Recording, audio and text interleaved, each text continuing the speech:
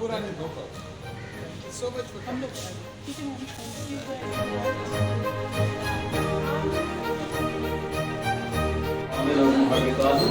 गुफ्तगू कर रहे थे। अब मैं दरख्वास्त करता हूँ डॉक्टर फखंदा ज़िया साहिबा जो डायरेक्टर जनरल इंडिया अकेडमी है और दुख्तरान पाकिस्तान के अपने लीडिंग रोल अदा करने वाली हैं, वो अपनी किताब मुहतरम इज़्ज़त माब वफाकी वज़ीर को पेश करेंगी।